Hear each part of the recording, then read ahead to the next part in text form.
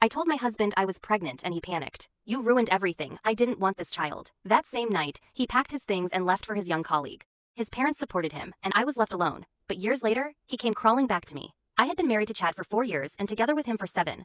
We had talked about having kids someday, but never set a fixed time for it. I was on birth control, but about 3 months ago, I caught that pesky stomach bug going around. Antibiotics and birth control didn't mix well, and when I first missed my period, I didn't give it much thought. My cycle had always been a bit wonky, especially when I was stressed, and work was super demanding.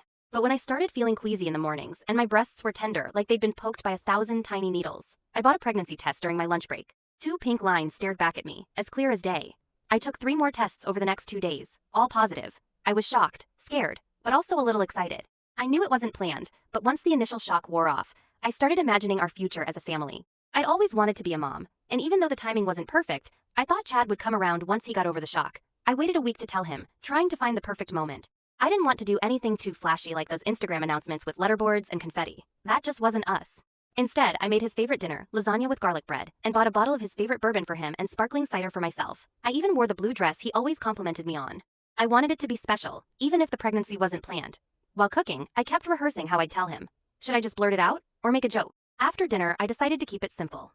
"Chad, I have some news that's going to change our lives." Chad came home around 7, later than usual. He seemed distracted, constantly checking his phone, which wasn't unusual lately since he'd been working on a big project with his team. He barely glanced at the nice dinner, just mumbled something about it looking good, and poured himself a big glass of bourbon.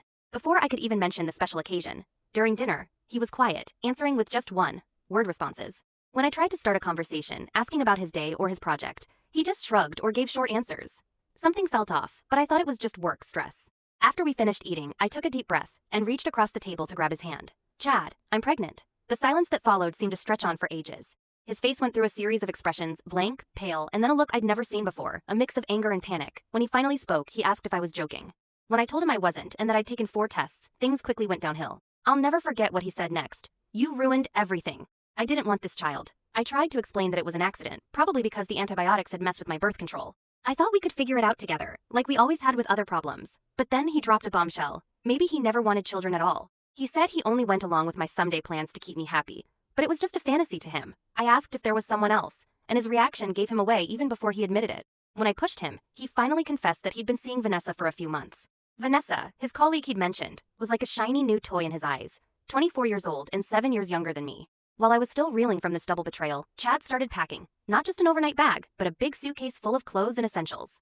I couldn't believe what I was seeing. My husband was actually leaving me on the same night. I told him I was pregnant. When I asked where he was going, he admitted he was going to Vanessa's place. Just 30 minutes after I told him I was pregnant, Chad was standing at our front door with his suitcase, saying he'd come back for the rest of his stuff later. I asked him if he was really doing this, leaving his pregnant wife. His response was, "I can't be a father. I'm not ready." I pointed out that no one is ever fully ready for parenthood, but that's how life is. He just mumbled, "I'm sorry," and said he'd call in a few days. Then he was gone. Just like that, I sat in our suddenly too quiet apartment, trying to make sense of what had just happened. One minute I was announcing my pregnancy, and the next my husband was off to his younger girlfriend's place, leaving me and our unborn child behind. I called my best friend, Julie, sobbing so hard that she could barely understand me.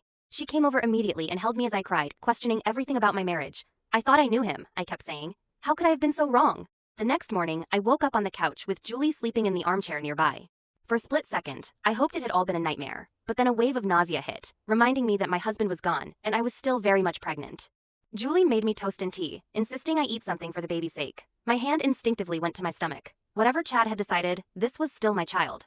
I tried calling Chad throughout the day, but it went straight to voicemail. My text asking him not to shut me out went unanswered. By afternoon, I was feeling stronger, and anger started to replace the shock. I called my obgyn to schedule my first prenatal appointment. I was going to move forward with or without him. That evening, I got a call from Chad's mother, Rebecca. The conversation was short but eye-opening. She told me Chad had explained the situation to them and suggested I should give him time, because he was still too young for a family. When I pointed out that he was 31, she just dismissed it, saying he was focused on his career. Then came the real blow. She hinted that I should consider options, clearly suggesting abortion without actually saying it. I firmly told her I was keeping this baby, her grandchild, regardless of Chad's decision. The call ended with me shaking with anger, finally understanding where some of Chad's attitudes came from. His parents had always coddled him, treating him like he could do no wrong. The next few days passed in a blur. I went to work, trying to act normal even though my world felt like it had imploded. I contacted a lawyer to understand my options, and started researching single motherhood and childcare costs. I looked at my finances, calculating how I could make it work alone if I had to. Chad finally texted 3 days after leaving, not to ask how I was or to apologize, but to tell me he was staying at Vanessa's and would send money for bills. When I replied that we needed to talk in person, his response was that he needed space and wasn't ready to talk yet. A week passed, and he came by the apartment once when I was at work to get more of his things. He left his keys on the counter with a note saying he'd paid rent through next month and would contact me about divorce after talking to a lawyer. Divorce? Just like that? I had my first prenatal appointment alone. When the technician did the ultrasound and I heard my baby's heartbeat for the first time, that fast, rhythmic whooshing sound, I broke down crying. The technician probably thought they were tears of joy, but they were actually tears of grief for the family I thought we'd have. The baby measured right on track, and the technician gave me a tiny printout of the ultrasound image, just a little bean-shaped blur. But already, this was my child. I put it on the refrigerator when I got home, a reminder that no matter what happened with Chad, this little person was counting on me. 3 weeks after Chad left, his father, Roland, called me. Unlike Rebecca's cold approach, he at least asked how I was doing. When I told him honestly that I wasn't doing great after being abandoned for a younger woman and mentioned his wife suggesting abortion, he tried to smooth things over. He claimed Rebecca didn't mean it like that and that they were just concerned about Chad's career and promotion prospects. He called my pregnancy unfortunate timing and said Chad just wasn't in a place where he could be a father right now. I reminded Roland that I hadn't planned to be a single mother either, but adults deal with life's unexpected challenges. He offered financial help but made it clear that Chad needed to focus on his career and that he and Vanessa had a connection. After hanging up, I realized something important. I was completely alone in this. Chad had chosen Vanessa. His parents had chosen him. It was just me and my baby now. But somehow, this realization made things clearer. I didn't have to wonder anymore. Didn't have to hope Chad would come around. I could start planning my life, our life, without the weight of uncertainty. I called Julie that night and told her I needed to move. There were too many memories in our apartment. She immediately offered her place until I found somewhere new. As I looked around the apartment we'd shared, I felt something unexpected, a tiny spark of hope. Not for reconciliation with Chad, that bridge was burned to the ground, but for the future, my baby's future. Whatever came next would be hard. I had no illusions about that. Single motherhood, divorce, rebuilding my life from scratch, none of it would be easy. But one thing I knew for sure, my child would never feel unwanted by me, and maybe that would be enough. Tomorrow, I'm meeting with a lawyer again to start divorce proceedings. Chad thinks he can just walk away? We'll see about that. I might be down right now, but I'm not out, not even close. First update. It's been a year since my last post. Thank you to everyone who commented with advice and support. I read every message. So much has happened. I have a son now, Tiago. He's 8 months old and the best thing in my life. Yesterday, I realized Chad has never met him. Not once. Not when he was born. Not for his first smile. Not for his first Christmas. My son's father lives less than 30 minutes away, but he's a complete stranger to his own child. The divorce was finalized when I was 7 months pregnant. Chad didn't contest anything, which was unusual, but it made the process faster. The judge ordered reasonable child support based on Chad's income, but it's been inconsistent. I moved out of our apartment and found a smaller 2-bedroom place closer to Julie. The rent is higher than I'd like, but it's in a decent school district. My dining room is now half nursery, filled with baby stuff. Tiago was born after 19 hours of labor. Julie was my birthing partner. Those first weeks were a blur of sleeplessness and worry, but day by day, we figured it out. I learned his different cries, and he loves being sung to, even though I'm terrible at singing. Work has been difficult. I went back when Tiago was 10 weeks old because I needed the money. My boss, Anastasia, has been understanding, letting me work from home 2 days a week. Finding childcare was a financial and emotional struggle. Daycare costs more than my rent. Chad's child support payments are often late, with excuses like car repairs or unexpected expenses. Last month, it was 2 weeks late because he and Vanessa were in Spain. I saw their pictures on Instagram before he even responded to my text about the missing payment. I blocked them both. Julie has been my savior. She helps me a lot, even organizing a small baby shower when Chad's friends all ignored me. Chad's parents had a change of heart after Tiago was born. They wanted to see him, but it was awkward. They brought expensive gifts and talked about a college fund, but never mentioned Chad's absence or apologized. When they asked to take Tiago for an overnight stay, I refused. Rebecca accused me of using Tiago to punish Chad, which was ridiculous since Chad showed no interest in his son. Chad has never asked for a photo or a visit. I sent him a text and a photo when Tiago was born, but got no response. I set up a shared photo album, but he never looked at it. For Tiago's first Christmas, I sent a holiday card, but it was returned. Life goes on. Tiago started daycare, got sick a lot at first, but now he's crawling and getting into everything. My apartment is baby, proof to the extreme. My daily routine is a carefully planned schedule. There are hard moments, like when Tiago had a fever in the middle of the night, or when I have to fill out daycare forms and write NA for his father's information. But there are also beautiful moments, like his morning babbles and his big smiles. Tiago's first birthday is coming up next month. Julie is helping me plan a small celebration. I debated inviting Chad's parents, but decided against it after our last interaction. They still text asking to see Tiago, but it's always on their terms. Last week, I got approved for a better apartment with a small yard. As I was signing the lease, I got a text from Rebecca about a family reunion and wanting Tiago to come. There was a photo of Chad and Vanessa looking happy. I texted back that Tiago wouldn't be going and blocked her number. I'm done making excuses for Chad. Tiago deserves people who love him and show up for him. Second update.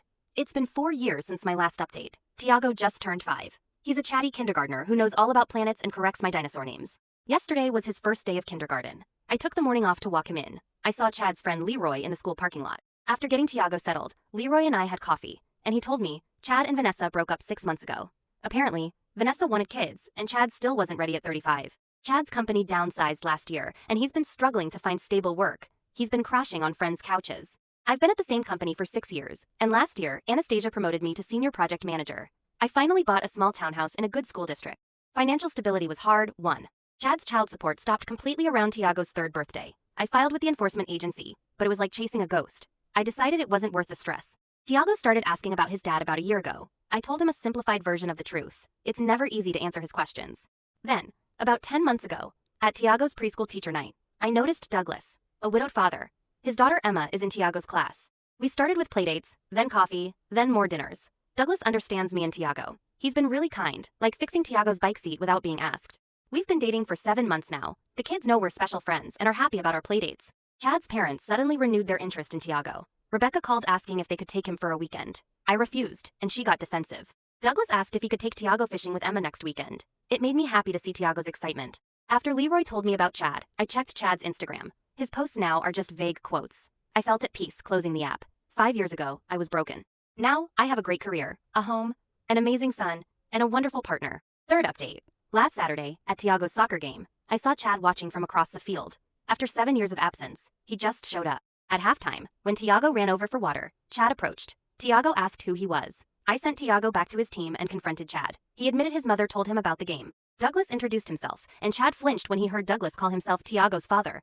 I corrected Chad, saying he was only the biological father. Chad asked to talk after the game. I reluctantly agreed. At the coffee shop, he told me he'd been in therapy for a year, was 8 months sober, and had moved back with his parents after breaking up with Vanessa. He said he'd asked his parents to limit contact with Tiago because he couldn't face what he'd done. Now he wanted to make things right. I told him Tiago was a person with feelings, and he couldn't just waltz back into his life. He asked about my relationship with Douglas. I told him Douglas had been more of a father than he ever was.